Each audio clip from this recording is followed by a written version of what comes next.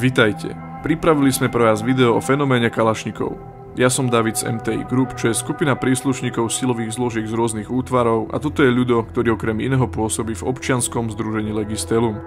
Nachádzame sa v priestoroch spoločnosti RDA, ktorá nám poskytla priestory a technické zabezpečenie.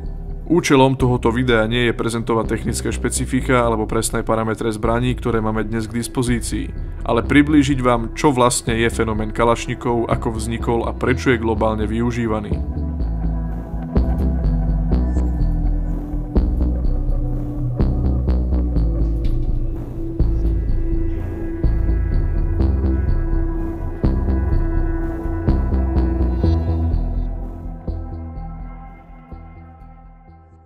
Takže, aby sme pochopili, prečo je koncept kalašníkov taký úspešný a dodnes patrí medzi najpoužívanejšie zbrane na svete, musíme si na začiatok povedať, z čoho táto zbraň vzýšla a prečo je skonštruovaná takým spôsobom, akým je. Sovietsky zväz vstupoval do druhej svetovej vojny s niekoľkými typmi zbraní, ktoré boli komurované na rôzne typy nábojov. Prvá skupina, ktorú používal, boli samopaly. V nomenklatúre budúcej Varšavskej zmluvy boli nazývané automaty, respektíve v Sovietskom zväze sa nazývali ako automat a používali pištolový náboj. Problém týchto zbraní bol ten, že samotný výkon pištolového náboja tú zbraň predurčuje na vedenie efektívnej bojovej činnosti a relatívne presnej mierenej streľby z dlhej zbrane do nejakých 100 metrov. Druhý typ zbraní, ktoré boli zavedené v Sovietskom zväze, boli zbrane, ktoré strieľali puškovým nábojom. Bola to predovšetkým puška Mosin Nagant v rôznych dĺžkach hlavne, ktorou bolo možné viesť účinnú streľbu niekde do úrovne 500, 600, 700 metrov, keď sa bavíme o mierenej streľbe cez klasické otvorené mieridlá bez optiky. Čiže vo výzbroji bol prakticky zavedený len pištolový náboj alebo puškový náboj, ktorý sa používal aj do gulometov. Nič medzi neexistovalo. Pre vedenie efektívnej palby v poli bol pištolový náboj relatívne nedostatočný, kdežto puškový náboj na boje, ktoré sa viedli rádovo v 200, 300, 400 metrových vzdialenostiach, bol zbytočne výkonný. Bola zavedená ešte jedna puška vo výzbroji Sovietskeho zväzu, ktorá sa ale nedostala do prvosledových jednotiek, respektíve do začiatku bola vydávaná aj prvosledovým jednotkám, následne bola sťahovaná a časť bola uložená v skladoch a časť fasovali napríklad delostrelci alebo jednotky, ktoré boli v tyle. Nakoľko jej použitie vyžadovalo od vojaka vyššiu mieru disciplíny a vyššiu mieru výcviku, povieme si prečo. Povieme si základné plusy, minusy tých zbraní, z ktorých vlastne potom vzýšla zbraň SKS, ktorá prišla niekde v roku 1944. Základný problém samopalov, ako som povedal, pre použitie v rukách vojaka je nedostatočný výkon náboja. Druhý problém, ktorý mali,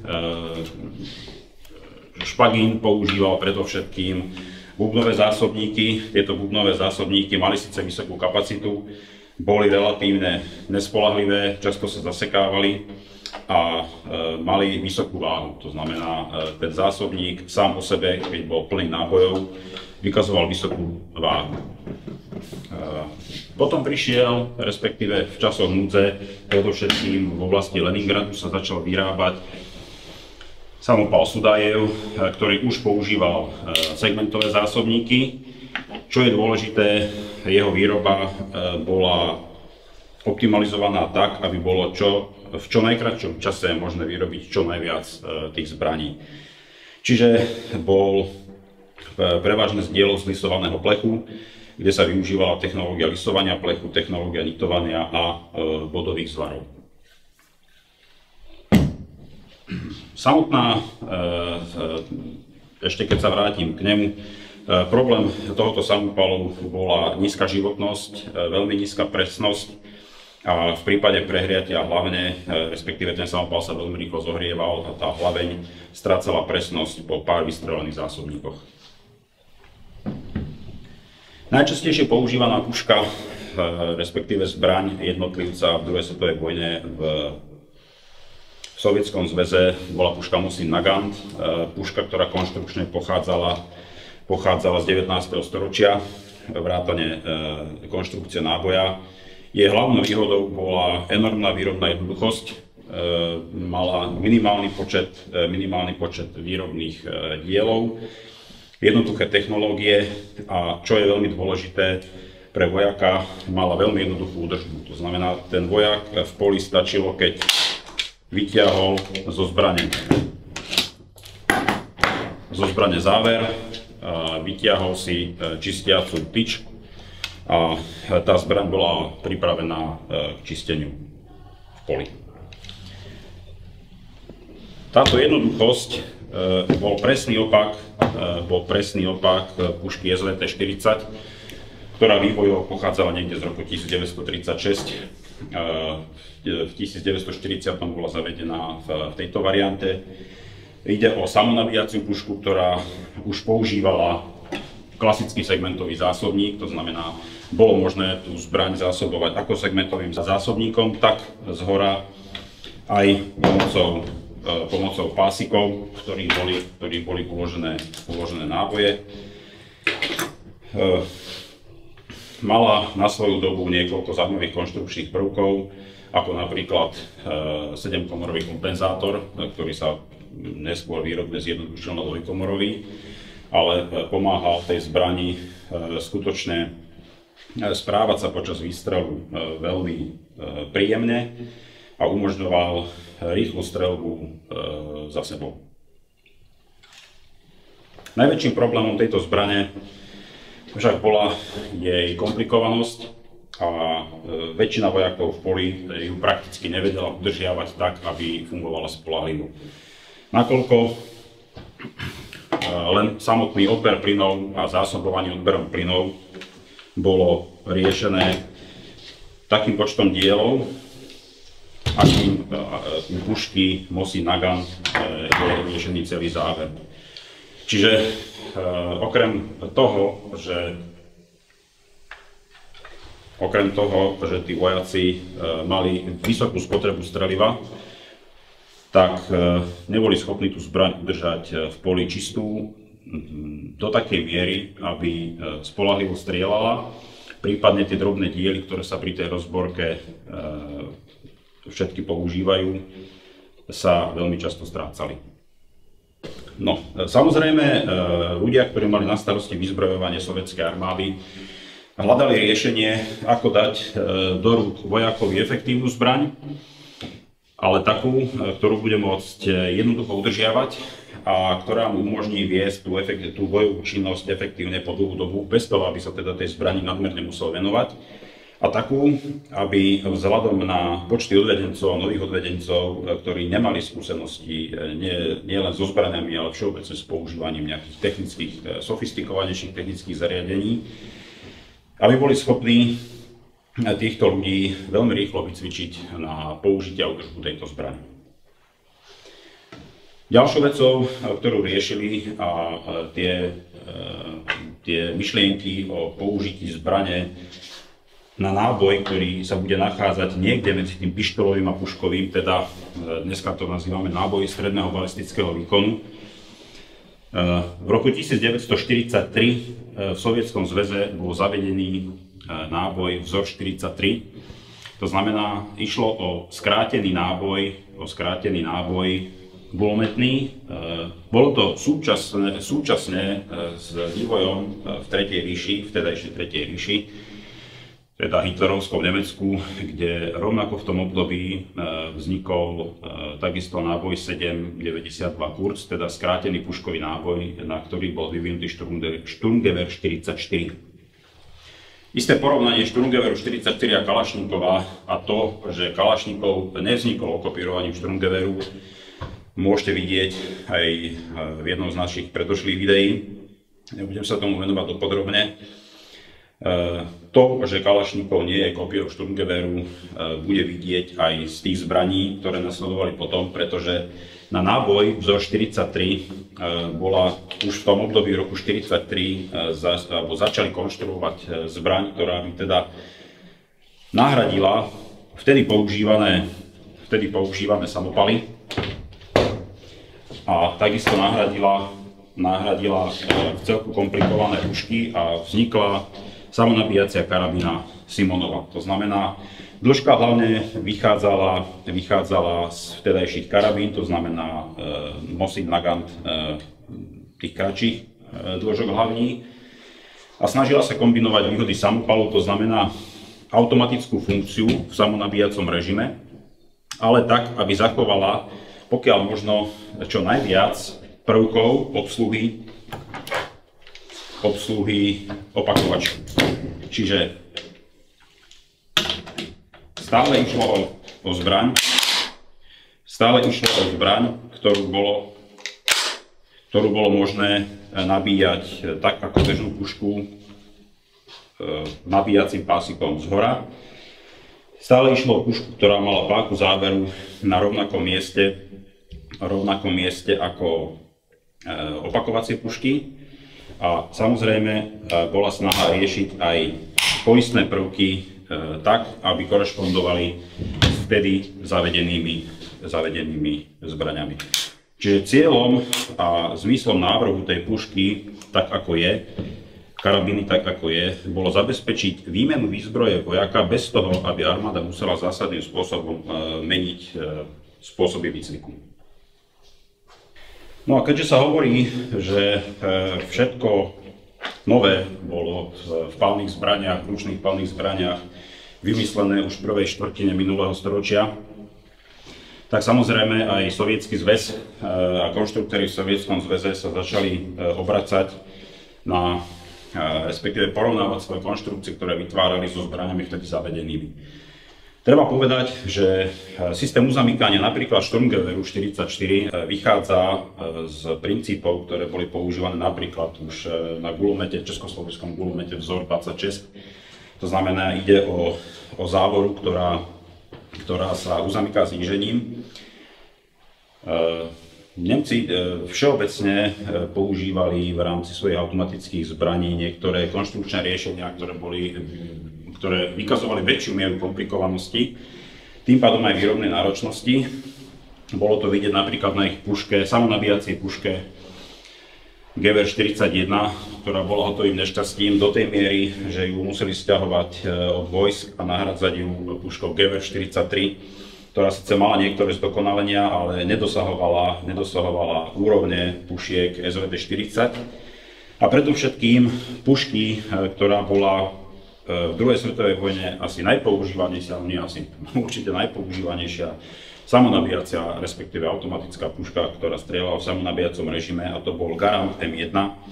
Americká zbraň, ktorú pán Garant vytvoril niekedy okolo roku 1921 až 1924, ktorá používala uzamykanie záveru rotáciou a pre nabíjanie používala ešte starý systém klipov, respektíve nábojov zoradených v klipe, ktorý po vystrelení posledného náboja tá zbraň vyhodila klip a bolo možné ju znova nabiť. Odtiaľto pochádza základná myšlienka uzamknutia systému kalašníkov, pretože porovnaním hlavy závorníka sa dá veľmi krásne ukázať, že mnoho tých tvarov, ktoré vykazuje AK, sa nachádza už na samotnej puške Garand. Čiže po podrobnom preskúmaní zbraní, ktoré používala americká armáda, samozrejme aj GVU-43, sa začalo následne uvažovať nad tým, že samotná puška SKS, alebo karabína SKS, je síce zbraň kvalitná, ale má niektoré nedostatky, ktoré by moderné zbrane už mať nemali, a preto ešte koncom roka 1945 začala vznikať zbraň AK, to znamená, začal vznikať automat kalašníkov. Tu sa dostávame k samotnému tomu názvu. Niekedy sa automat kalašníkova označuje za samopal, respektíve v nomenklatúre Varšavskej zmluvy, v ktorej bol najpoužívanejší, sa hovorí o samopale. Aj náš samopal vzor 58 mal oficiálne označenie samopal. Západná nomenklatúra ani nie tak vojenská ako to označenie, ktoré používajú médiá, používa označenie automatická puška, ale väčšina pušiek tejto kategórie, ktorá bola zavedená v armádach NATO, nie je označovaná ako útočná puška, ale je označovaná ako karabína. Čiže v princípe niekto to označuje za samopal. Sú ľudia, ktorí namietajú, že samopal je zbraň, ktorá strieľa pištolové náboje. Z ruštiny je to automat. Automat bolo označenie aj pre samopaly. Automat je označenie automatickej zbrane, ktorou ten kalašníkov je. Čiže je to automatická zbraň vzoru kalašníkova, modelu kalašníkova. Čiže AK. Takže môžeme to označiť istým spôsobom aj za samopal. Presnejšie označenie, technické označenie, je to karabína, ktorá strieľa nábojom stredného balistického výkonu.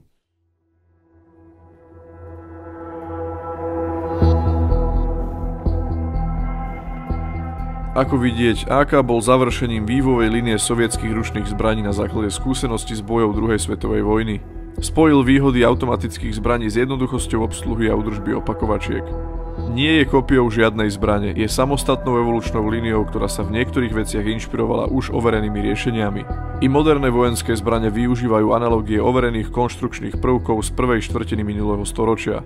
Účelom zbrane nie je ohorovať originalitou, ale fungovať spoľahlivo vždy za všetkých okolností a v rukách vojakov s rôznou mierou výcviku.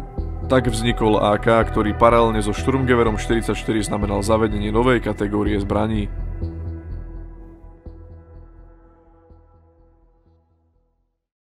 A dostávame sa momentálne k samotnému AK.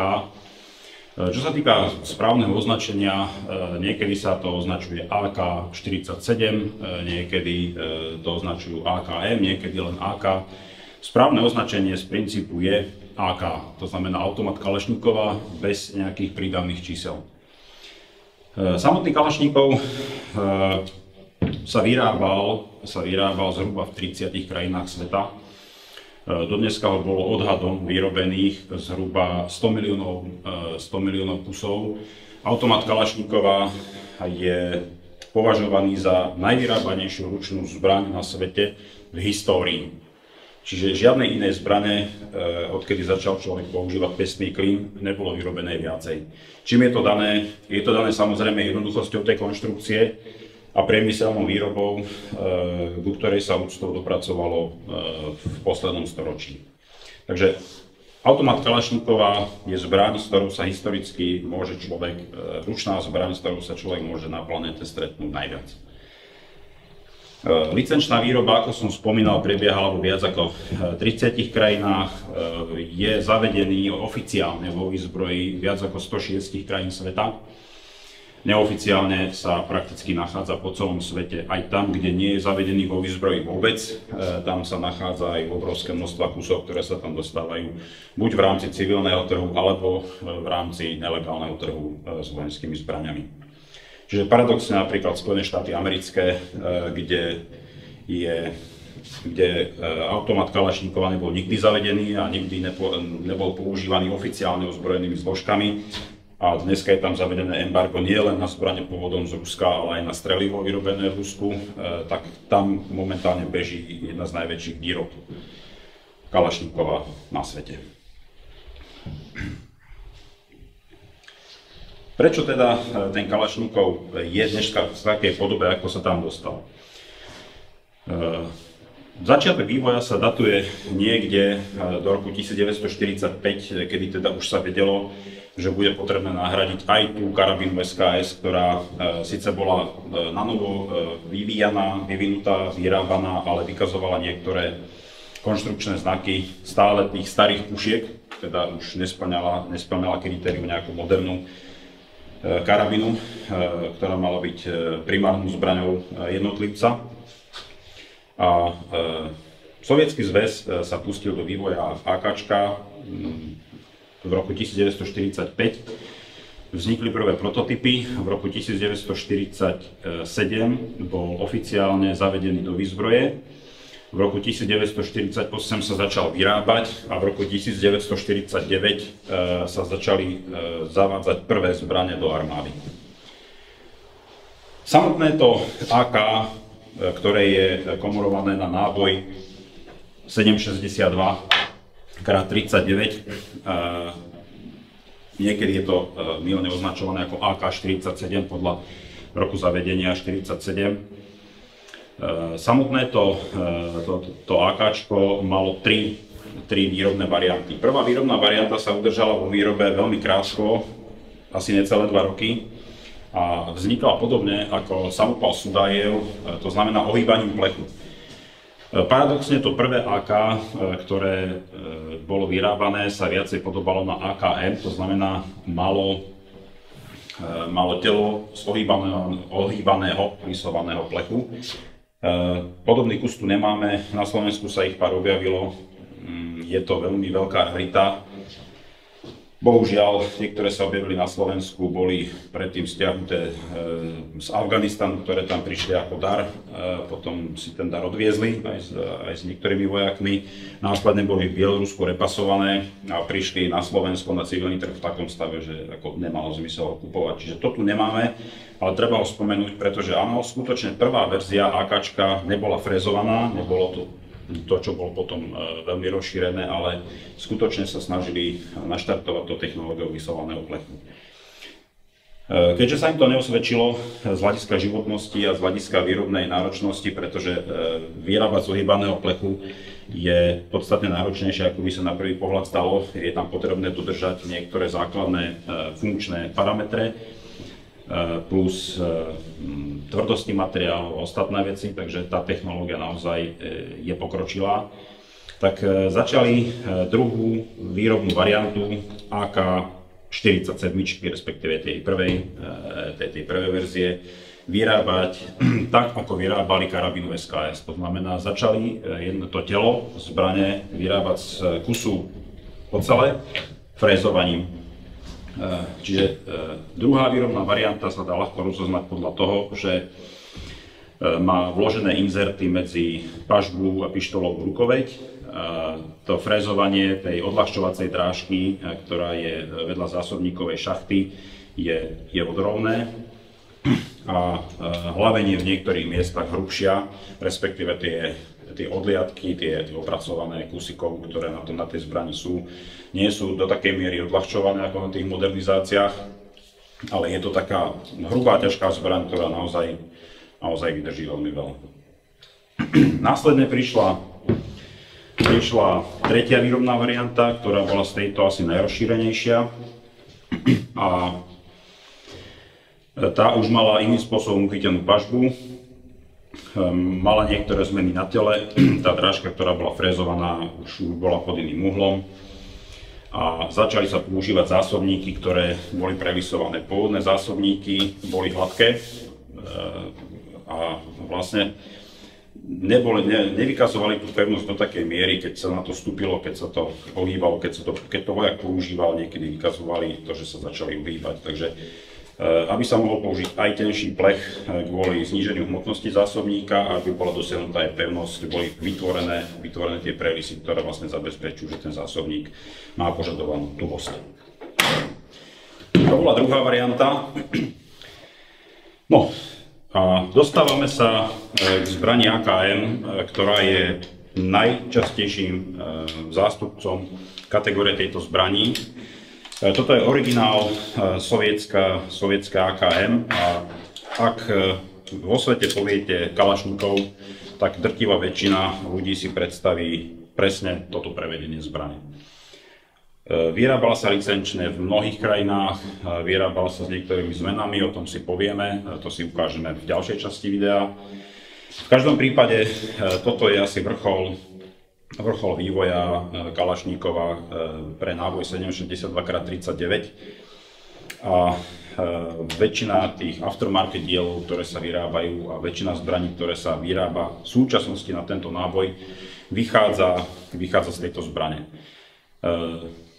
Vyrába sa táto zbraň aj modernizovaná, koncern Kalašníkov túto zbraň modernizoval pod názvom AK-103, kde dali tam pár moderných prvkov, pribudla tam bočná montáž na optiku, je možné tam zakomponovať do nej sklopku, ale v princípe tá zbraň vychádza z tohoto modelu AKM.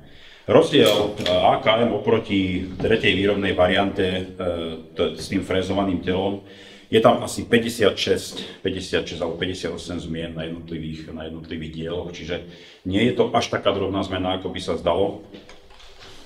Základná zmena je samozrejme v tom, že sa znova vo vtedajšom Sovietskom zväze vrátili k lisovanému plechu. Čiže podarilo sa im zvládnuť tú technológiu lisovania aj na zbraní tohoto výkonu, pretože niečo iné je postaviť samopál na pištolový náboj, niečo iné zbraň na náboj stredného balistického výkonu.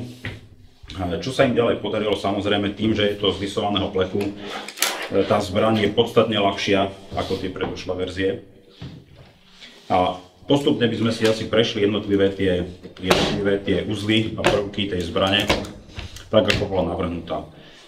Čo sa týka tejto zbrane, napríklad na Slovensku je momentálne tiež vyrábaná, vyrábajú Kolaris a ide vlastne KA-17, zbraň KA-17, vyrábajú ju aj ako vojenský materiál v plne automatickej verzii, vyrábajú aj ako civilnú zbraň v samonabíjacej verzii, takže bude dostupná aj po novele zákona tá civilná verzia bez väčších problémov. Prečo je tá zbraň taký fenomén a prečo dosiahla taký úspech, aký dosiahla, prečo vlastne stále je najviac predávanou zbraňou vo svete, kde tá cena vo svete sa pohybuje rádovo medzi 100 až 300 dolármi. Čiže bez ohľadu na to, či sa bavíme o Strednom východe, o Afrike, cena tohoto Kalašníkova je zhruba v tejto rovine. Žiadna iná zbraň, ktorá by mala podobné parametre, nemá porovnateľnú cenu. Ide totiž o to, že táto zbraň je, teraz to poviem, v pravom slova zmysle vysoko kvalitná. Musíme si povedať, čo je to kvalita, pretože často si pod kvalitou predstavujeme a stretávame sa s tým, alebo ja sa stretávam aj v praxi s tým, že mnoho ľudí sa na zbrane pozerá cez civilný trh a pozerá sa na zbrane, a to je veľmi častý príklad, cez počítačové hry. A ten reálny svet výroby vojenských zbraní je úplne iný.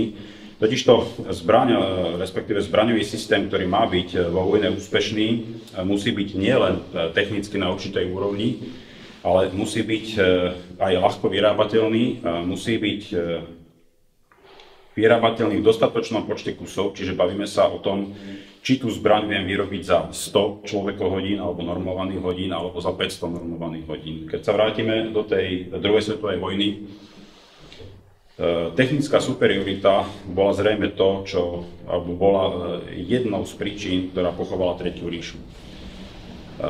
Zatiaľ, čo Sovietsky zväz dokázal odlievať veže tankov T-34-85 do ihlovitej zeme, tak veže Tigrov napríklad, Tiger 1, boli kované na špeciálnych lisoch, ktoré boli vo výške dvojposchodovej budovy. Čiže zatiaľ, čo Nemci vyrobili jeden Tiger, Sovieti dokázali vyrobiť 20 T-34. Taký bol zhruba pomer tej náročnosti časovej a materiálovej u tých zbraní. To isté platí vlastne u toho Kalašníkova. Totižto pre obranu krajiny a Kalašníkov nebol navrhovaný ako útočná puška, pretože samozrejme kolchozníci a sovchozníci nikdy neútočia na iné krajiny, ale bol vyslovene stavaný na koncepciu nasadenia v masovej armáde. Čiže nikdy sa nerátalo s tým, že by napríklad Sovietsky zväz alebo ktorúkoľvek väčšiu krajinu ubránili voči útoku len profesionálni vojaci. Pretože profesionálnych vojakov jedna vec nikdy nie je dostatok.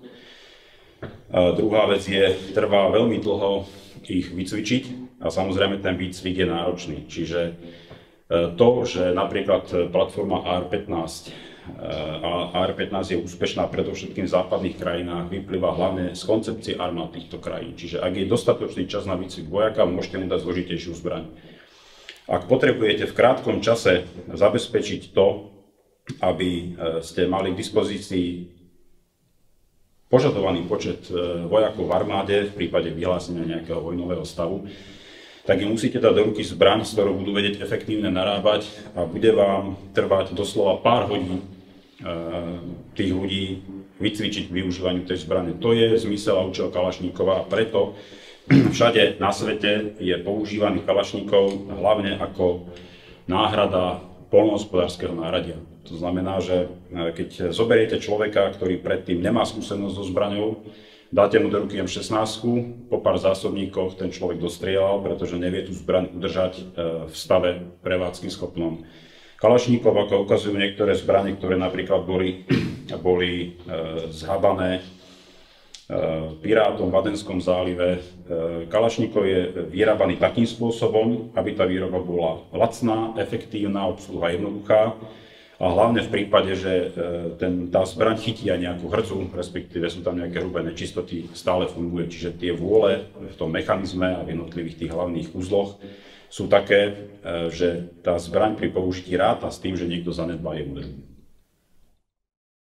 Čiže máme v rukách zbraň sovietskej výroby, je to AKM, ako som spomínal, najčastejšie vyrábaná výrobná varianta, ktorá bola, čo sa týka technológie, dotiahnutá do absolútnej maximálnej efektivity, pretože bavíme sa o tom, že ide o vysokokvalitnú zbraň, bavíme sa o tom v tých intenciách, že kvalita nie je o technickej superiorite, ale kvalita je o hľadaní optima. Čiže máme v rukách zbraň, ktorú viete dať do ruky vycvičenému profesionálovi, máme v rukách zbraň, ktorú viete dať do ruky, a v Afrike je to bežné vidieť, aj človeku, ktorý ju vymenil za oštep. A teraz to nehovorím ako obrazne, ale skutočne v niektorých afrických lokalitách je možné vidieť zábery, z tej zbrane strieľajú podobným spôsobom, ako sa hádže oštep. To znamená, nepozerajú cez mieridlá, nemajú založenú v ramene, ale skutočne pozerajú sa tak, ako keď sa hádže oštepom, pozdĺž toho oštepu, tak pozerajú pozdĺž hlavne. Čo je najzaujímavejšie, sú s tým schopní niečo trafiť. Takže bavíme sa naozaj o zbraní, ktorá je veľmi optimálne vyvážená. Samozrejme neumožňuje takú mieru variability ako niektoré iné zbrane, ako napríklad koncept AR-15, ale povedzme si na rovinu, vo väčšine sveta sa variabilita nevyžaduje. Vo väčšine sveta sa vyžaduje, aby tá zbraň fungovala vždy, všade, za všetkých okolností, aj ľuďom, ktorí sa o ňu nevedia starať. Čiže prejdeme si postupne túto zbraň po jednotlivých prvkoch. Čo sa týka samotnej životnosti tej zbrane. Životnosť tej zbrane je niekde okolo 20 000 výstrelov. Nebavíme sa o tom, že po 20 000 výstreloch tá zbraň bude nepoužiteľná. Bavíme sa o tom, že po 20 000 výstreloch je ústie hlavne opotrebované takým spôsobom a prechodový kužel, že tá zbraň nedosahuje tú rýchlosť strely ktorú by mala, a hlavne tá presnosť streľby poklesne takým spôsobom, že nejaká mierená streľba u tej zbrane nie je vôbec uvažovateľná. Ale samozrejme tá zbraň strieľa ďalej. Takže 20 000 je zhruba nejaká taká orientačná životnosť tej zbrane na to zamýšľané použitie. Zhruba 6-7 000 výstrelov je životnosť niektorých drobných dielov a drobných prúží. Čiže môže sa stať, že po tých 6-7 tisícoch napríklad praskne prúžina vyťahovača alebo vyštrbí sa ten zúbok toho vyťahovača. Čiže môže sa stať, že niektoré tie drobné časti prasknú. To je vec, ktorá sa dá riešiť výmenou priamo v poli. Takže z čoho sa tá zbraň ako taká skladá, aká je tá základná rozborka toho kalašníkova v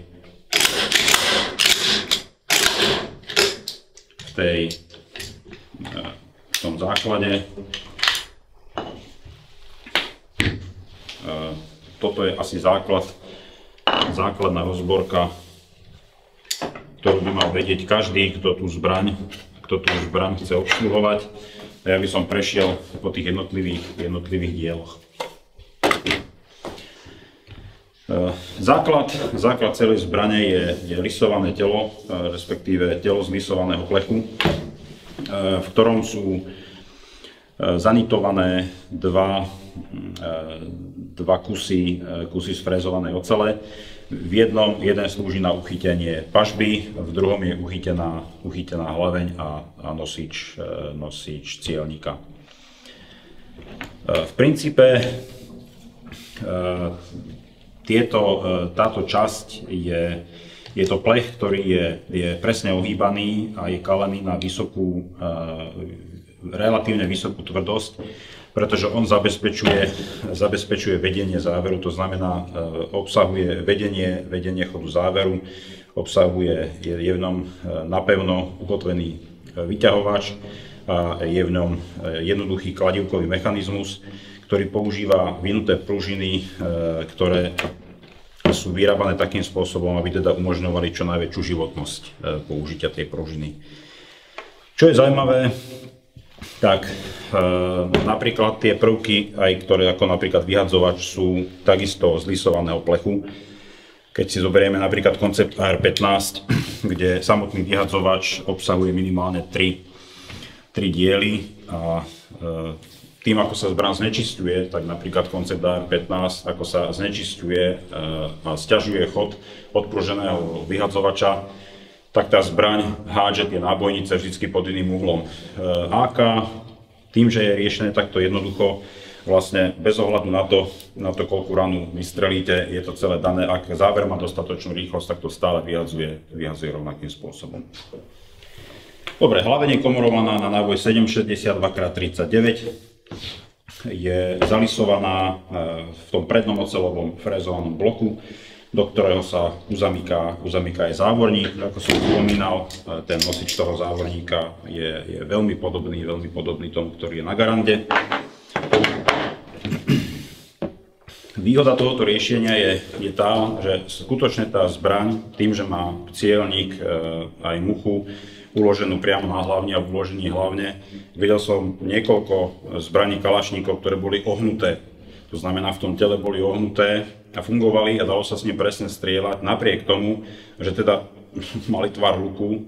Úplne stačilo, keď ten záver dokázal prejsť tými drážkami, pretože tá hlaveň, pokiaľ nie je ohnutá hlaveň, tak mucha aj cielnik stále je možné s tou zbraňou mieriť. To je veľmi dôležité, pretože skutočne tá zbraň môže prísť k rôznej újme v rámci toho bojového nasadenia a tá zbraň je skutočne schopná presne strieľať aj po veľmi veľkých úderoch a po veľmi veľkom poškodení. No presne. Relatívne presne na zbraň tejto kategórie, pretože hlaveň nie je voľne plávajúca. Koncept AR-15 tiež nebol stavaný s plávajúcou hlavňou, ale všetky moderné zbrane, ktoré chcú teda tvrdiť, alebo ktorý chce výrobca tvrdiť, že dokážu presne strieľať na nejaké vyššie vzdialenosti, bavíme sa o nejakých 400, 500, 600 metroch, by mali mať voľne plávajúcu hlaveň. To znamená, pri tom výstrele tá hlaveň musí mať možnosť kmitať voľne a nesmie na nej byť uchytených ďalších x vecí, ktoré bránia tomu voľnému kmitaniu. Samozrejme, ten kalašníkov sa na nejakú presnú streľbu ani nehrá. Samotný koncept tej zbrane vojenskej je postavený na tom, že na vyššie vzdialenosti sa s tou zbraňou strieľa dávkou a nestrieľa iba jednotlivec. Takisto, keď si pozriete pušku Mosin Nagant, ktorá má cielnik kalibrovaný až na streľbu 2 km, tak samozrejme nikto cez pevné mieridla nestrieľal na 2 km, ale keď sa celé družstvo strieľalo súčasne, alebo celá jednotka strieľala súčasne na tú vzdialenosť, tak tá palba mala istý účinok tým, že tam bol koncentrovaný viacej striel. Potom je aj kalašníkov nejaká presná streľba na vzdialenosti, ktoré sú tu uvedené, nejakých 600, 700, 800 metrov až kilometr, nie je riešená jednotlivými ranami, ale počíta sa s tým, že tá zbraň bude pokrývať nejakú plochu dávkou. Preto tá zbraň nie je plávajúca, ale je to podriadené práve tomu, aby bola tá zbraň čo najpevnejšia a tá hlaveň chránená pokiaľ možno v čo najväčšej miere. Čiže hlaveň na hlavne je uchytené aj predpažbie a je tam uchytený aj odber plynov, čiže v tejto časti je navrtaná diera do tej hlavne, kde keď preletí strela hlavňou, tak tie plyny potlačia na čelo toho piestu a následne teda je zabezpečený ten cyklus, čiže otvorenie záveru. Nosič muchy je na konci, klasické otvorené mieridlá. Tie mieridlá vychádzajú ešte z klasických pušek Mosin Nagant. Na rozdiel od dioptrických mieridel, ktoré sa používajú u niektorých amerických a nemeckých zbraní, respektíve zbraní, ktoré vznikali na západ od nás, tieto otvorené mieridlá veľmi málo bránia periférnemu videniu, čiže tieto mieridlá sú dobré na takúto bežnú púdovú streľbu, ktorá sa očakáva od vojaka. Nie je to dobré na nejakú presnú streľbu, pretože vzhľadom na tú šírku tej muchy si na nejakých 400-500 metrov prekryjete cieľ už len tou muškou. Ukončená táto zbraň je kompenzátorom zdvihu. Tu by som sa trošku zastavil, pretože mnohé zbrane, respektíve je to prvýkrát, čo sériový kalašníkov, respektíve sériová zbraň, mali kompenzátor zdvihu u tejto kategórie zbraní, pretože SVT-40 používala vysoko efektívny kompenzátor zdvihu a spôsobovalo to veľké problémy. Kompenzátor je dobrá vec, keď strieľate sami na strelnici a nikto nestojí na vašej úrovni, respektíve nestojí po stranách alebo mierne vpredu, nedaj Bože. Problém je ten, že kompenzátor, a čím efektívnejší je, tak tým viac ten efekt spôsobuje, otáča tlak tých spálnych plynov do okolia okolo vás. Keď vystrelíte s bežným puškovým nábojom a niekto vedľa vás stojí, tak je úplne bežné, že mu to zhodí čiapku, respektíve, že mu to posunie príľbu. Taký výkonný ten tlak je. Ten človek sa môže zlaknúť, ten človek môže prísť k poškodeniu sluchu, pretože samozrejme ten výstrel sa inak vyvíja pre vás ako pre strelca a inak pre toho človeka, ktorý stojí na konci tej rúry, z ktorej ten tlak vyjde. Preto u vojenských zbraní sa používajú kompenzátory vo veľmi obmedzenej miere a preto AKM prinieslo takýto jednoduchý kompenzátor, ktorý je umiestnený asymetricky. Čiže cieľom toho kompenzátora je potlačiť tú zbraň pri výstrele šikmo dolu, teda keď ten výstrel sa snaží tlačiť tú hlaveň hore, on sa ho snaží tlačiť trošku do strany, pretože je tam derivácia strely a je tam aj spôsob úchopu, čiže vzniká tam klopný moment a ten kompenzátor vlastne zabezpečuje to, aby tie plyny, časť tých plynov tlačila tú hlaveň proti smere tomu zdvihu. Tým, že je spravený takto otvorene, neovplyvňuje strelcov alebo ľudí, ktorí sú okolo, pretože treba zobrať do úvahy, že táto zbraň sa nepoužíva len na otvorenej lúke alebo otvorenom poli. S ňou sa strieľa v interiéri, s ňou sa strieľa z obrneného vozidla, pri obrnenom vozidle, čiže všade, kde sa tie plyny a ten tlak môže otočiť a môžete tým negatívne ovplyvniť vášho spolubojovníka. To znamená, u väčšiny zbraní dneska nájdete buď takéto kompenzátory, ktoré sú veľmi nízkej efektivity, alebo nájdete dokonca iba tlmiče plameňa. Dobre, takže to bolo ku kompenzátoru, ktorý je na ústí, kompenzátor zdvihu. Prečo je to koncepčne iné? Vznikol problém, že samozrejme tá zbraň tým, že je z lisovaného plechu, je podstatne ľahšia, čo je výborné na nosenie. Je to výborné, keď ten vojak s tým nestrieľa a potrebuje s tým narábať a dlhodobejšie manipulovať. Problém ale vzniká pri streľbe, že ľahšia zbraň sa správa pocitovo horšie, to znamená, dochádza tam k vyššiemu zdvihu ústia. Čiže pri testoch sa prišlo na to, že on to AKčko pôvodne sa s ňou dalo veľmi dobre strieľať dávkou, kdežto túto AKM-ko malo problém, že tá nižšia hmotnosť spôsobila problém pri streľbe dávkou. Preto tam nie len bol pridaný na ústie kompenzátor,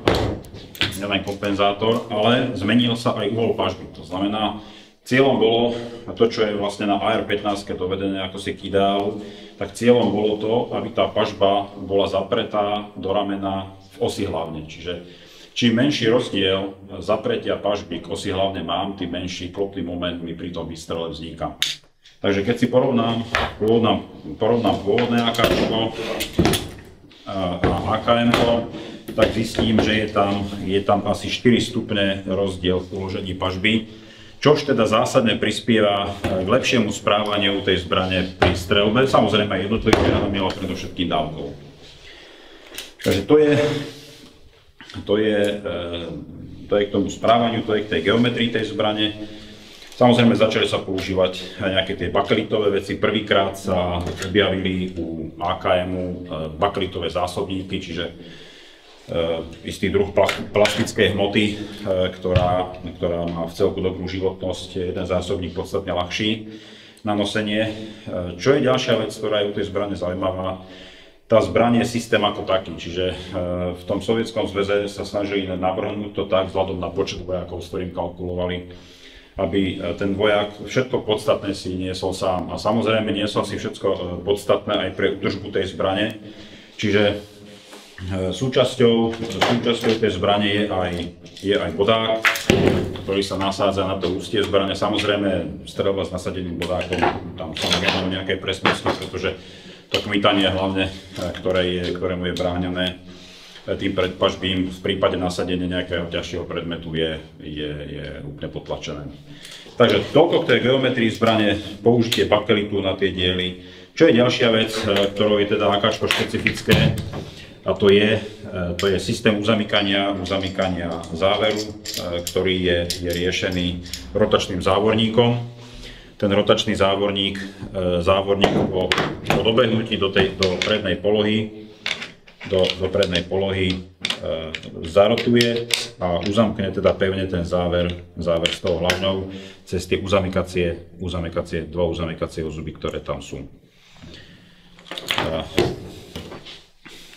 Jeden zásadný rozdiel medzi samopalom Vzor 58 a kalašníkovom, ktoré si ľudia častokrát zamieňajú, je predovšetkým v tomto systéme uzamykania. Oni majú síce rovnaký pohon plynov, ale to telo je úplne iné.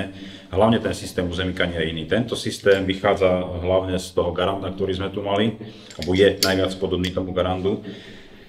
A má nosiť závorníka pevne spojený s piestom. To znamená, odborne je to nazývané pohon odberom plynov s dlhým chodom piestu. Čiže celý ten mechanizmus, ktorý sa hýbe v tej zbrani, vlastne vytvára dosť veľkú hmotnosť. Výhoda je tá, že aj keď je tá zbraň znečistená, tie zotrvačné sily toho záveru sú tak veľké, že dokáže isté odpory prekonať. Jedna nevýhoda tohoto riešenia je tá, že keď tá veľká hmotnosť dorazí do zadnej polohy, tak samozrejme čím väčšia hmotnosť, tým väčšia energia. Energia rovná sa 1/2 hmotnosti mechanizmu krát jeho rýchlosť na druhú. Čiže rýchlosti majú zhruba rovnaké s 58, ale tá hmotnosť je tu podstatne väčšia, takže aj ten úder do ramena je väčší. Čiže toto riešenie má svoje výhody, nevýhody. Je to klasický kalašníkov, tak ako bol navrhnutý od začiatku, a takto vlastne funguje dodnes. Keď sa potom budeme baviť o ďalších generáciách kalašníkov, ktoré vznikali, AK-74, potom teraz sú to AK-103 a teraz je to AK-12. Všetky majú jednu vec spoločnú, a to je presne tento mechanizmus uzamykania pohonu plynov. To znamená, aj keď sa stále mení ten vonkajšok, už sa začína hovoriť o plávajúcej hlavni, Je to robené do ťahaného profilu, čiže má to ten charakter modernej zbrane s rizlištami a možnosťou modifikácie, ale to srdce tej zbrane je od toho 1947. 8. plus minus stále rovnaké. Čo sa týka zásobníkov, v princípe sa zásobníky do kalašníkov robili z 3 druhov materiálu. Prvé boli oceľové, tie úplne prvé mali teda hladký profil, bol tam hladký plech, neboli prelisované. Potom sa používal blečí polikarbonát a následne prišla zmena štruktúry materiálu a používali sa, a dodnes sa používajú tieto tzv. Plum, respektíve podľa farby slivkové. Čo je na tých zásobníkoch dôležité? V prvom rade je ich vysoká životnosť. Treba si dávať pozor, pretože originál sovietský zásobník má je celý oceľový, teda aj tie západky, ktoré odtiaľ trčia, sú oceľové. A aj v tých originál sovietských, ktoré sú z plastu, sú zalisované oceľové prvky. Čiže pri tom zakladaní toho zásobníku do zbrane klasickým zacvakávacím spôsobom, to znamená tým zhupnutím toho zásobníku, nedochádza k lámaniu tých prvkov a dajú sa používať naozaj veľmi dlho. Ešte by som možno pár slov k tomu, prečo je to zakladanie toho zásobníku do tej zbrane také relatívne nepohodlné. Pre správnu funkciu zásobníka v zbrani je veľmi dôležité, akú vzdialenosť má strela náboja od miesta, odkiaľ začína zásobník podávať náboj do tzv. Nábojiska a následne ho zasúvať do hlavne. Pre správnu funkciu zbrane je veľmi dôležité, aby výška náboja a výška strely náboja bola stále na rovnakom mieste. Preto u tých zásobníkov je veľmi dôležité to vymedzenie práve tým predným vybraním, kedy sa zasunie a vlastne vymedzí sa výška toho zásobníka v zbrani a vzadu zacvaknutím sa vymedzí jeho poloha toho náboja a tým pádom zabezpečuje spoľahlivú funkciu podávania. Veľa ľudí sa sťažuje, že napríklad koncept AR-15 má to zasúvanie zásobníkov do zbrane, alebo vkladanie zásobníkov do zbrane podstatne intuitívnejšie, jednoduchšie. Áno, ale u tejto zbrane, u tohoto spôsobu zacvakávania zásobníka alebo upevnenia zásobníka v zbrani sa vyhnete aj pri nesprávnom úchope, teda aj pri úchope zbrane za zásobník, okolo zásobníkovej šachty sa vyhnete napríklad double feedom alebo nesprávnemu podaniu. Čiže tento spôsob uchytenia zásobníka v zbrani je podstatne vhodnejší pre ľudí, ktorí nedbajú na úchop, respektíve to, čo sme sa bavili, pre človeka, ktorý má krátky výcvik a nie je to profesionál. Potom je tu vratná pružina, ktorá zabezpečuje teda to, že ten mechanizmus sa po výstrele vráti späť do tej uzamknutej polohy a že ten závorník s tým záverom vytlačí ten náboj zo zásobníka. Hlavnou výhodou tejto zbrane je to, že prakticky celý ten mechanizmus sa skladá z 3 častí.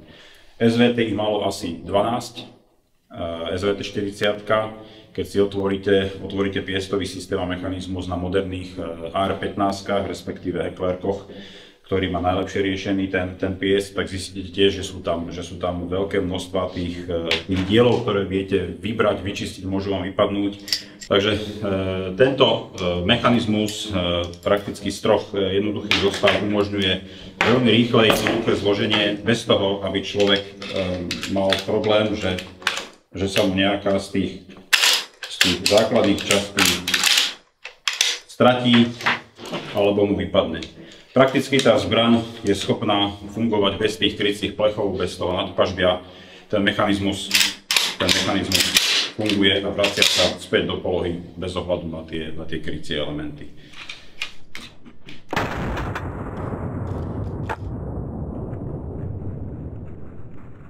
Spomínal som životnosť zbrane 20 000 výstrelov plus minus. Tá životnosť sa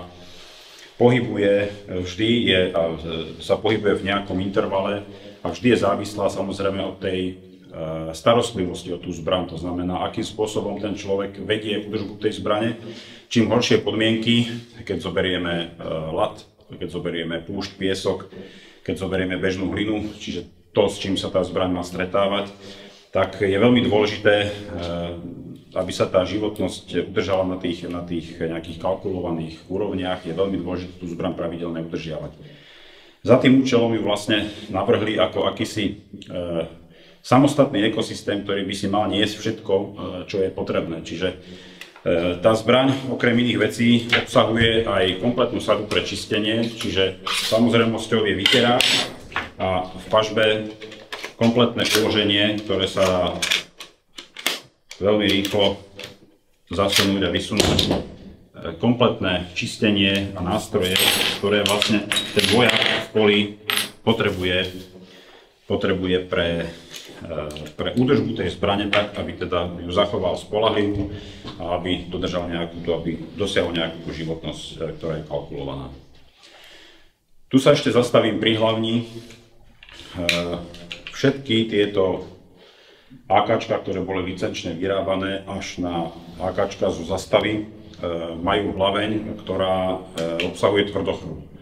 Čiže v tej hlavni je po výrobe nanesená tenká tvrdochromová vrstva, ktorá má pôsobiť protioderovo a protikorozívne. Čiže nemalo by je vadiť použitie munície vojenskej, pretože v štátoch Varšavskej zmluvy sa používali pri výrobe munície zápalky, ktoré obsahovali korozívne látky. Čiže tie hlavne boli veľmi citlivé na to, keď sa po streľbe nevyčistili a dostala sa do nich vlhkosť, veľmi rýchlo korodovali. Z toho dôvodu bolo zavedené tvrdochromovanie. Ten tvrdochrom zvyšuje životnosť, hlavne čo sa týka počtu výstrelov. Zabezpečuje to, že aj pri neúplne optimálnej údržbe tá zbraň nezhrdzavie.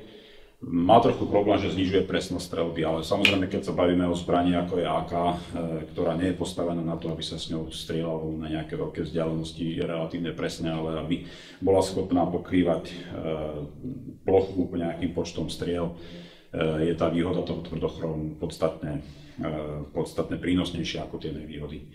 Jediný, kto z toho bloku bývalého nevyrábal hlavne s tvrdochromom, bola Zastava, ktorá vlastne technológiu výroby tvrdochromu zvládla až niekde pred rokom 2000. Čiže dnešné zbrane zo Zastavy obsahujú tvrdochromové hlavne, ale tie modely, ktoré pôvodne vojenské vieme kúpiť aj v civile, tie ju neobsahujú. No, ešte by som sa dotkol jednej veci, a to je poistka, respektíve selektor režimu streľby, ktorý u tých pôvodne vojenských má 3 polohy, kde je zaistené plný automatický režim a dole sú jednotlivé rany. Prečo je to tak spravené? Vždycky sa ráta s tým, že ten človek, ten vojak, ktorý v strese s tým manipuluje, keď naozaj pretlačí narýchlo tú poistku dole, ten selektor, tak automaticky to má na jednotlivých ranách. Keď už chce strieľať ako dávku, tak musí väčšiu pozornosť tomu venovať. Čiže tie polohy tam nie sú náhodné. Čo je ďalšia vec, tá zbraň, keď zostane zaistená, tak vlastne tá poistka slúži ako krytka, aby sa nám do toho mechanizmu chodu záveru nedostával prach a nečistoty. Čiže ako náhle je zbraň zaistená, tak všetky tie otvory a jemne je zasunutý zásobník, všetky tie väčšie otvory, cez ktoré by sa mohli do mechanizmu dostať nečistoty, sú prakticky uzavreté. Čiže prečo je Kalašnikov, keď sme si prešli jednotlivé tie časti, prečo je to AK taký fenomén?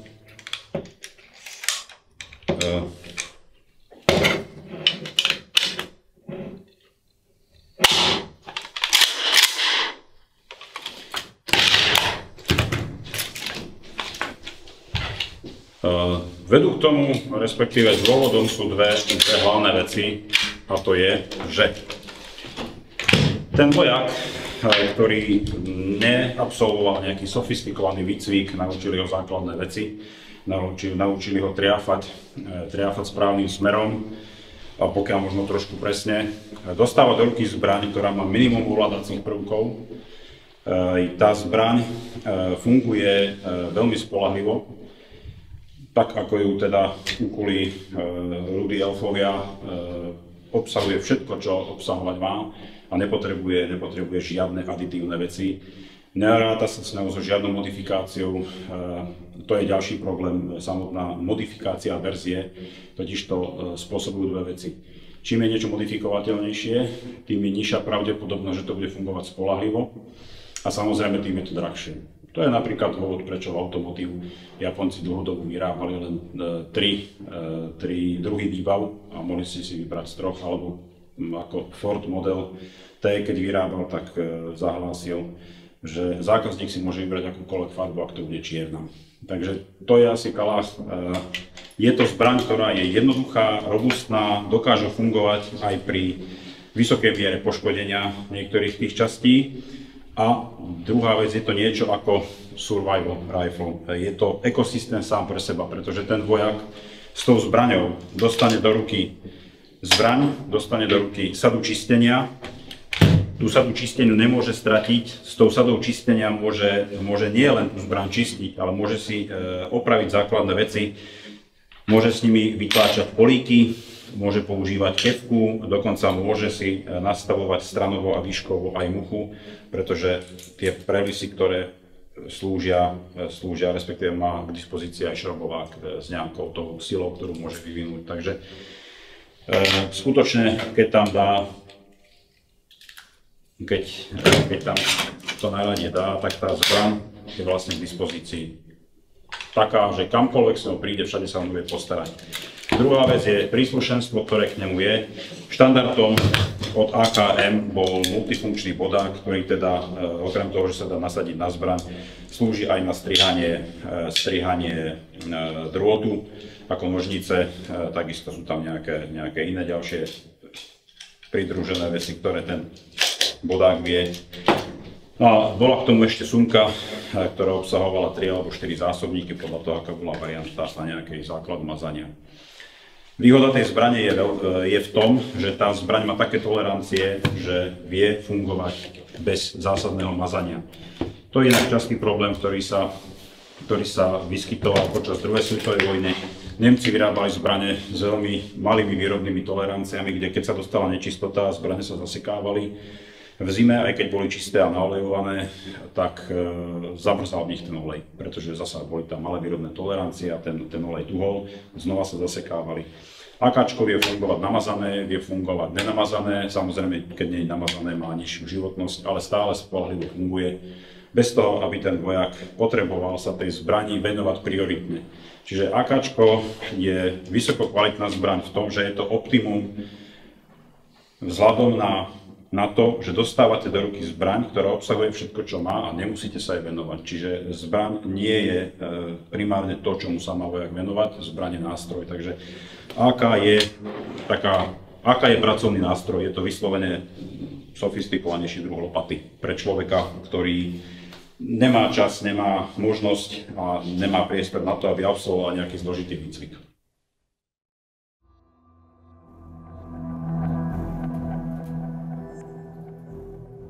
Prečo je teda AK fenomén? Je vrcholom optimalizácie, konštrukčnej, výrobnej i užívateľskej. Funguje na rovníku i severnom póle, v spotených rukách profesionála i rukaviciach lovca kožušín.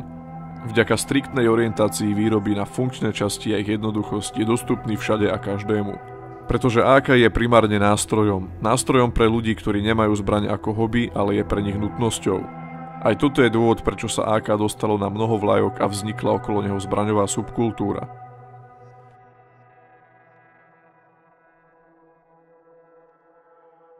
Povedali sme si niečo o AKM-ku, teda tom najkalachovejšom kalachu. A prejdeme si teraz ďalšie možnosti, varianty, ktoré na tom kalachu sa dajú nájsť, respektíve kam ten vývoj postupne ustil. Samozrejme, Sovietsky zväz po zavedení náboja 223 Remington respektíve 5,56x45, začal takisto pracovať na tzv. Tých malorážových zbraniach, nemýliť si to s malorážkou. Čiže takisto prešli na ten koncept, že ak má vojak uniesť dlhodobo väčší počet streliva, tak to strelivo musí byť ľahšie, čiže išli cestou ľahších zásobníkov, používania bakelitu a prešlo sa samozrejme aj na použitie streliva, ktoré malo menšiu ráž a ten efekt toho streliva bol dosahovaný vysokou rýchlosťou. Čiže vznikla rodina zbraní AK-74. Oficiálne bola zavedená teda v roku 1974. To vnútro, to všetko, čo nájdete v samotnom AKM-ku, nájdete aj v tejto zbrani. Prišlo sa k niektorým modifikáciám, prešlo sa na používanie iného druhu sklopných pažieb. Čiže tie sklopky sa začali používať také, aby umožňovali tomu vojakovi tú sklopku vyklopiť aj počas manipulácie so zbraňou, keď tú zbraň drží, pretože pôvodné sklopky na AKM, respektíve varianta označovaná AKMS, boli tie klasické, ktoré môžeme poznať zo Sudajeva, respektíve z nemeckých MP40, ktoré sa sklápajú tým nešťastným spôsobom cez pištolovú rukoveť. Čiže keď to človek drží a chce vyklopiť pažbu, musí v každom prípade tú zbraň pustiť. Takže od toho sa už v tej línii zbraní AK-74 pustilo, ale prakticky všetko ostatné zostalo rovnaké, aj funkciou, aj prevedením. Čo je trochu odlišnosť, začali sa používať úsťové nastavce tým, že ten náboj má vysoký tlak a pracuje s vysokým tlakom. Štandard zbraní v Sovietskom zväze bol postavený tak, že musia fungovať vo vysokom rozsahu teplot. Čiže od severného pólu, ktorý teda susedí so Sovietským zväzom, respektíve každé územie susedí so Sovietským zväzom, keď Sovietsky zväz chce, tak samozrejme ich armáda musí efektívne fungovať v polárnych oblastiach a musí fungovať aj na juhu, kde už sú púšte. Takže tá zbraň musí fungovať v rozsahu nejakých minus 50 až plus 60, plus 70 stupňov stále a spoľahlivo. Čiže začali sa používať úsťové zariadenia, ktoré obsahujú komoru, ktorá z časti obsahuje na tej dlhej 74 aj náznak kompenzátora zdvihu a úsťovej brzdy, ale jednokomorovej s nižšou účinnosťou, aby nevznikal problém, o ktorom sme sa bavili pri tom AKM-ku. A samozrejme pre zabezpečenie spoľahlivej funkcie aj vo veľmi nízkych teplotách AK-74SU, tá skrátená verzia, má komoru, ktorá zabezpečuje, aby bol vždy zabezpečený dostatočný tlak, ktorý tlačí na tú hlavu toho piesta. Takže to sú drobné zmeny, ktoré tam nastali. Do tých ďalších generácií nepôjdeme, samozrejme začali vznikať momentálne asi najznámejšia AK-12, ktorá bola zavedená v ruskej armáde.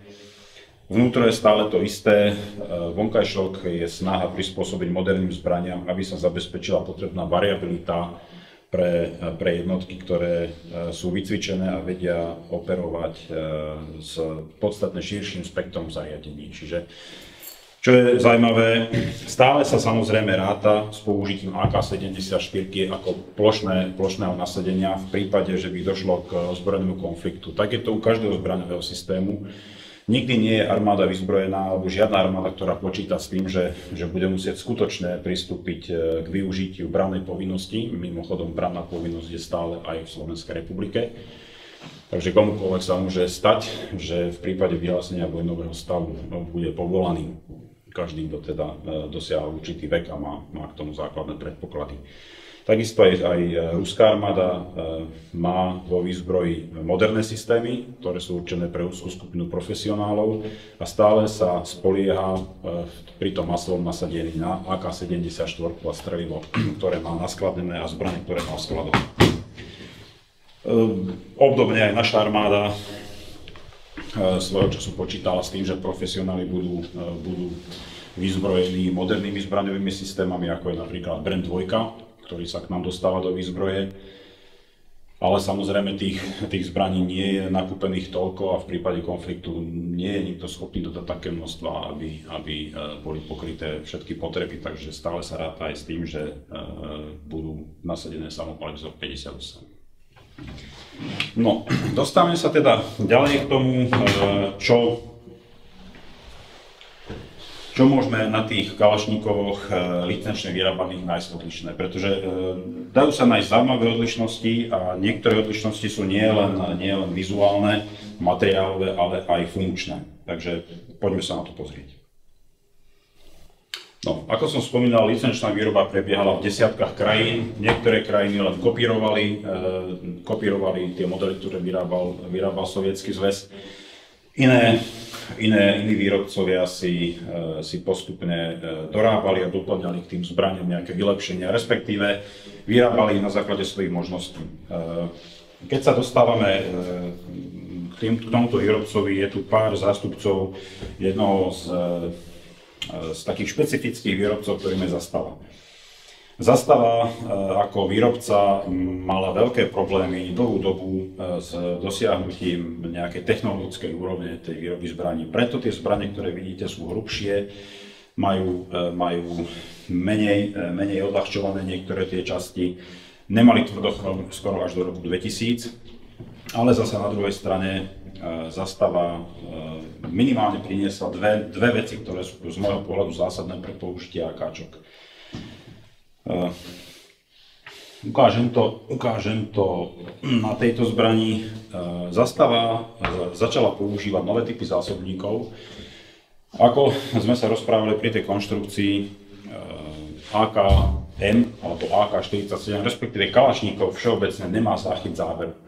To znamená, nemá niečo, čo sa nazýva streleckou pohotovosťou, čiže keď vystrelíte posledný náboj zo zásobníka, záver vám dobehne dopredu. Vycvaknete na prázdno a musíte zisťovať, čo sa stalo. Či je zlyhač náboj, alebo či máte prázdny zásobník. Zastava tento problém vyriešila takou polcestou a spracovala iný podávač zásobníka. To znamená, podávač na zásobníku, ktorý sa zasúva do zbrane, nemá oble zakončenie, ale má hranu. To znamená, ako náhle podávač na zásobníku vytlačí posledný náboj a začne trčať pred záver, tak ten záver zostane zachytený v tej polohe. Čiže jasne po vystrelení posledného náboju vidíte, že máte prázdny zásobník, čiže neriešite závadu, ale máte prázdny zásobník. Samozrejme, keď ten zásobník vytiahnete, záver sa vám spustí, čiže po založení nového plného musíte znova zbraň obtiahnuť. V každom prípade tento polovičný záchyt záveru vám jasne ukazuje stav zbrane, čiže jednoznačne viete, mám prázdny zásobník, nemám závadu. To je jedna vec. Druhú podstatnú vec, ktorá má vplyv na bezpečnosť používania tej zbrane, je rozšírená funkcia poistky. Čiže tá poistka, okrem toho, že dokáže udržať ten záver v zadnej polohe, čiže má vybratie, ktoré nahrádza tú streleckú pohotovosť čiastočne, tak umožňuje ešte jednu vec, a to je, že ako náhle ja dám do zbrane plný zásobník, odtiahnem a zakomorujem náboj, po zaistení poistky a zaistení zbrane, ja dokážem ten náboj z tej zbrane vybrať. Klasický kalašníkov má totižto pri zaistenej poistke veľmi krátky chod záveru. Čiže vy viete u ostatných kalašníkov len skontrolovať, či máte v komore náboj. Ak ho tam máte, musíte ísť s mechanizmom, vyťahnem zásobník. Čiže klasický safety drill, aby som si skontroloval, či tam náhodou nemám zásobník s nábojmi. U zastavy vlastne stačí, keď vy ten záver potiahnete k poistke, vyhodí vám prázdny náboj, ale aj keby ste mali plný zásobník nábojov založený v zbraní, nový vám nepodá.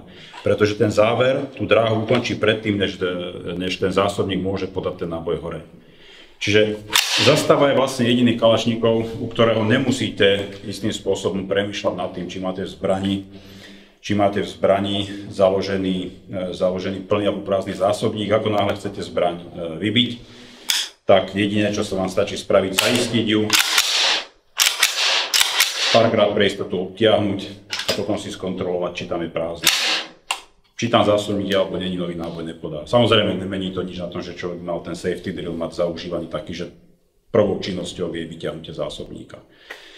Takže to je zastava. Takže tá zastava ako taká, tie zbrane sú ťažšie, sú také nehamatnejšie.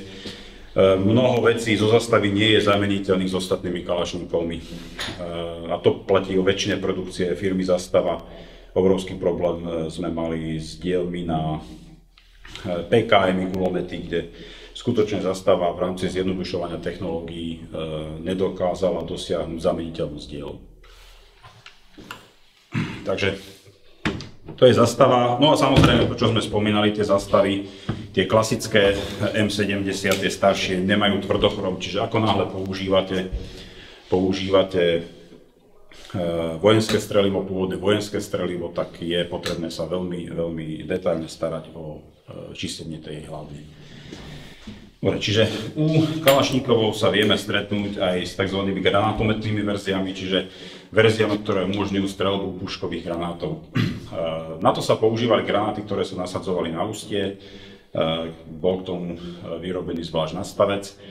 Na samotnom tele sú niektoré zmeny. Tieto granátometné verzie umožňujú zväčša uzavrieť nejakým spôsobom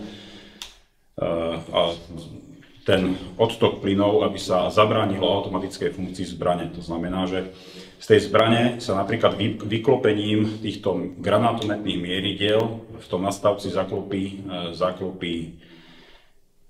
klapka a zo zbrane sa vlastne stáva opakovačka. Čiže po každom výstrele je potrebné ju znova natiahnuť. Je to preto, aby sa zamedzilo nejakému omylu pri strelbe, pretože samozrejme tam sa strieľa cvičným strelivom, bez strely, čiže je dôležité, aby ten strelec tú zbraň vybil a aby tam založil naozaj len náboj, ktorý vytvorí dostatočný tlak, aby ten granát vystrelil. Čiže u týchto zbraní je to riešené rôznymi spôsobmi, napríklad zastavy majú výklopné granátometné mieridlá, ktoré majú tú funkciu odstavenia odberu plynov. Napríklad tento maďarský má len takú klapku, ktorá sa otočí a tým pádom sa vlastne z tej zbrane stane opakovacia zbraň, čiže zabráni sa fungovaniu automatickej funkcie zbrane.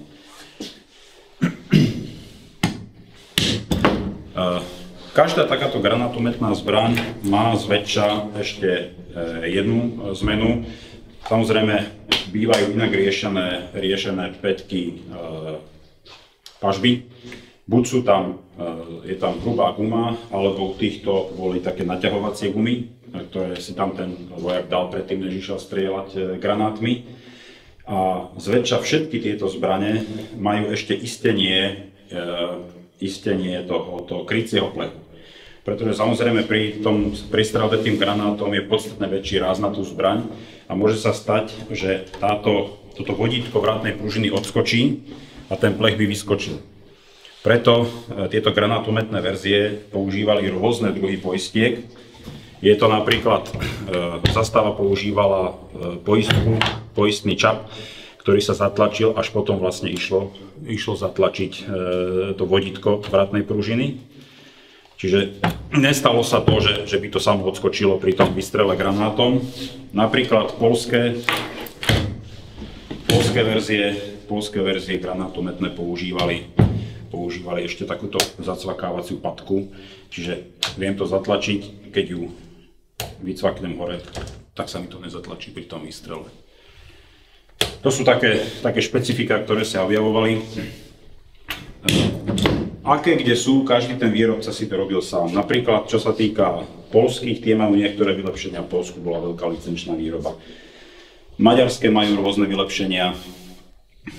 Napríklad toto je AMB 63, ktoré vlastne konštruovali Maďari pre vysadkárske jednotky, ktoré bolo zásadným spôsobom odľahčené, úplne iná pažba. tá zbraň je podstatne ľahšia. Aby sa samozrejme s ňou dalo normálne strieľať dávkami, museli tam dať kompenzátor, pretože pri tejto váhe by tá zbraň pri streľbe dávkou veľmi, veľmi zdvíhala a ten rozplyv by bol veľmi veľký. Ďalšie zbrane, ktoré sa napríklad vyrábali, jedna z najkvalitnejších licenčných výrob na svete, bola vo východnom Nemecku.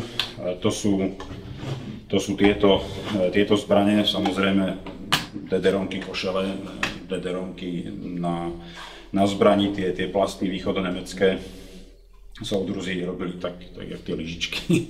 Nič, ako vyzerá to divné, ale boli veľmi kvalitné, veľmi veľa vydržali, boli podstatne ľahšie ako tie, ktoré robil Sovietsky zväz. Čo je tu zaujímavé, samozrejme popisky v latinke.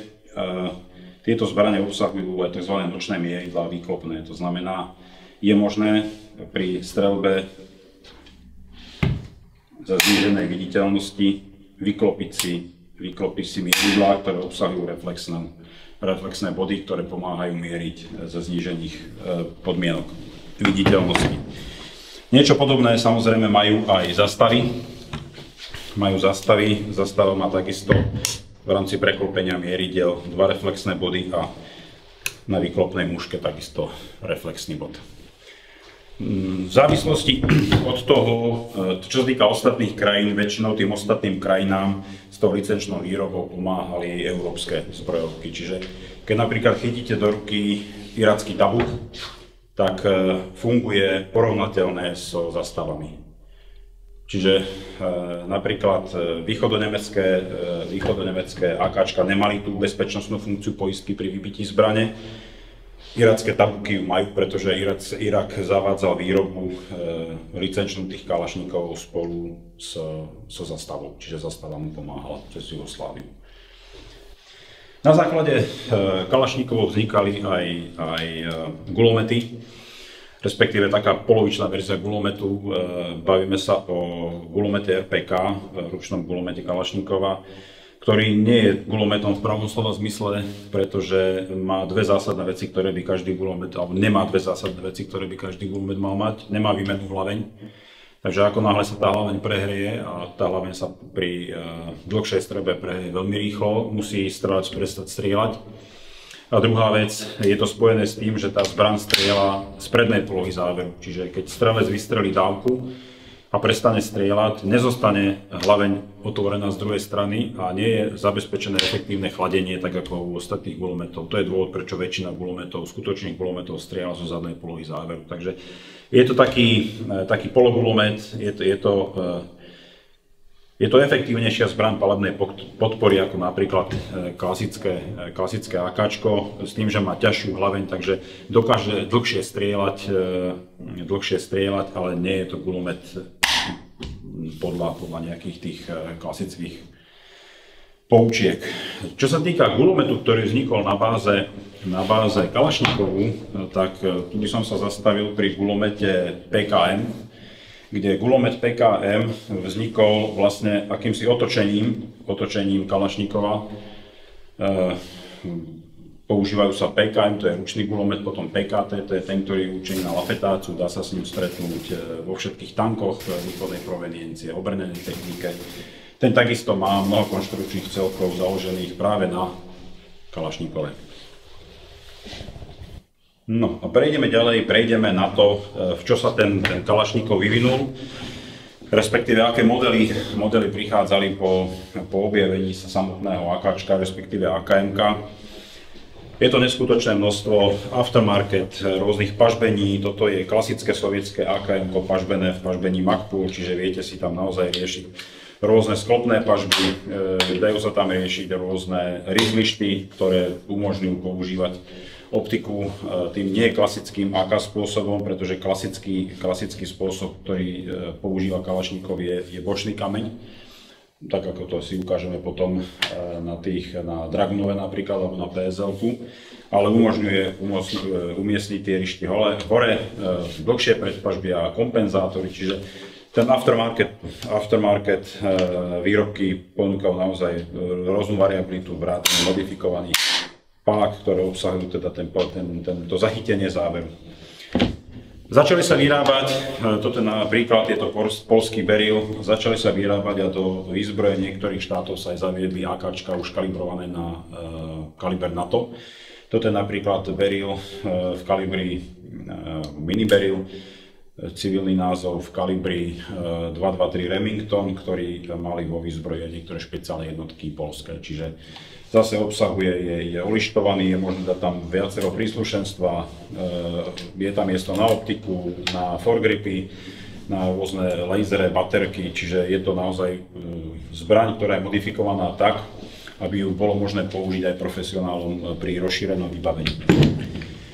Ďalšia vec, ktorá prišla, a to je, ja by som to nazval samotnou vývojovou vetvou AKčka, je to izraelský Galil, respektíve je to spoločné s fínskou puškou. Je to prerozprávaný príbeh AKčka, respektíve niektorých vecí AKMK. A samozrejme, je tam iný druh pažby, ten pažby, ktorý umožňuje otvárať a zatvárať pažbu bez zmeny úchopu. Čo je veľmi dôležité na tej zbrani je to, že umožňuje ovládanie ľavákovi, pravákovi.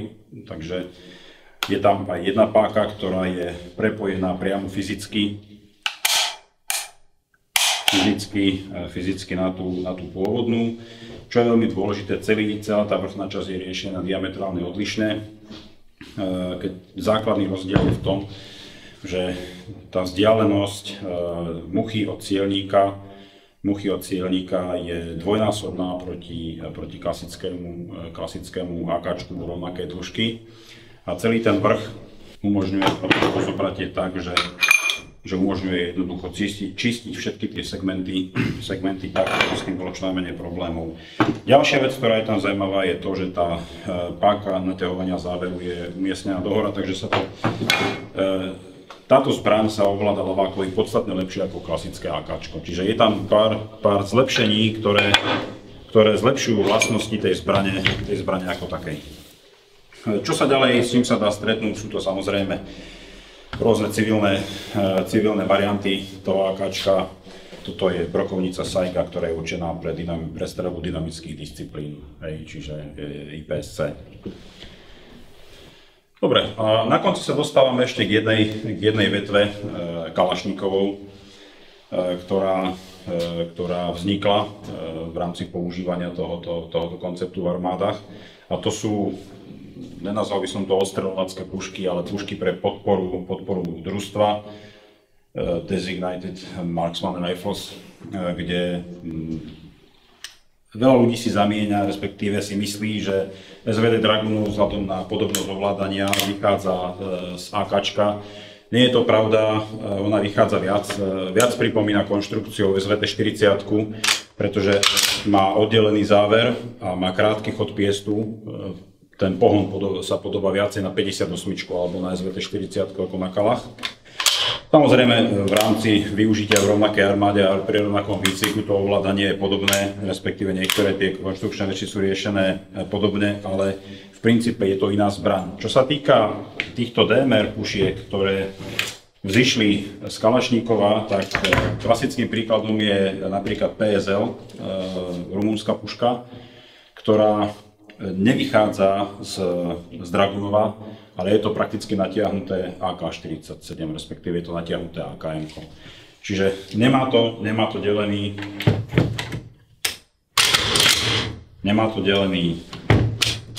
pies, ale čo sa týka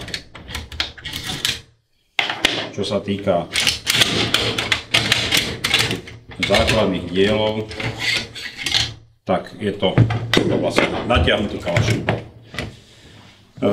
Takto ju vyrábali Rumúni, napríklad Zastava pôvodne vyrábala takisto ostreľovaciu pušku, ktorá bola takisto na puškový náboj, táto je na puškový náboj 7,62x54R, čiže ten klasický, ktorý sa používa v ruskej a predtým sovietskej armáde, respektíve náboj Varšavskej zmluvy, ale používala náboj 7,92 Moser. A myslím, že až v nejakom 93. 2003. alebo 2004. začali vyrábať pušku, ktorá je už postavená na báze Dragunova. To znamená, má oddelený záber od pohonu. Automat Kalašníkova sa v princípe 75 rokov nezmenil. Stále stojí na rovnakom koncepte použitia a totožných konštrukčných prvkoch. AKM a jeho klony sa vyrábajú dodnes. Sú ako nové neustále požadované armádami vo veľkej časti sveta. Počet AK vyrábaných pre civilný trh dokonca stále rastie. Vyzerá to, že AK sa okrem vyrobených množstiev postupne stane aj zbraňou kontinuálne sériovo vyrábanou 100 rokov. Fenomén AK však nestojí na technickej dokonalosti. Výnimočný je tým, že ide o vyvážené zbraňové optimum. Tento projekt bol vytvorený pre ľudí, ktorí ho ocenia. Ďakujeme vám za pozornosť.